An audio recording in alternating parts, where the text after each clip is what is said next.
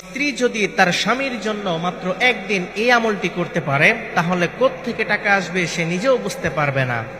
সম্মানিত প্রিয় মা ও বোনেরা, সংসার জীবনে অনেক সময় এমন পরিস্থিতি আসে যখন অভাব অনটন, টাকা পয়সার কষ্ট এবং রিজিকের চিন্তা মানুষের মনকে ভারী করে তোলে।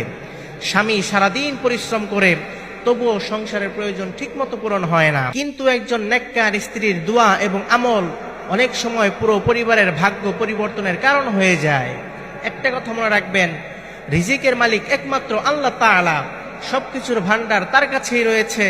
আল্লাহ তাআলা পবিত্র কোরআন মাজিদের মধ্যে বলেন, ওয়া ইম মিন শাইইন ইল্লা ইনদানা খাযাইনুহু ওয়া মা নুনাজ্জিলুহু ইল্লা বিকদারিন মা'লুম। সবকিছুর ভান্ডার আমার কাছে রয়েছে আর আমি তা সুনির্দিষ্ট পরিমাণে নাজিল করে থাকি। আল্লাহ তাআলা কোরআনে আরেক জায়গায় বলেন, ওয়া আন্নাহু হুয়া আগনা ওয়া আকনা, তিনি প্রাচুর্য দান করেন এবং তিনি অভাবমুক্ত করেন। এই আয়াত থেকে বোঝা যায় আল্লাহ তাআলা মানুষকে অভাবমুক্ত করে দেন, আবার আল্লাহ তাআলা মানুষকে ধন সম্পদ দান করেন। সুতরাং কোন স্ত্রী যদি তার স্বামীর জন্য মাত্র একদিন এই আমলটি করতে পারে তাহলে আল্লাহ তাআলা এমন জায়গা থেকে রিজিকের ব্যবস্থা করে দিবেন যা সে পরিকল্পনাও করতে পারবে না। আমলটি কিভাবে করবেন? প্রথমে সুন্দর করে ওযু করবেন, এরপর 3 বার দুরূদ শরীফ পাঠ করবেন।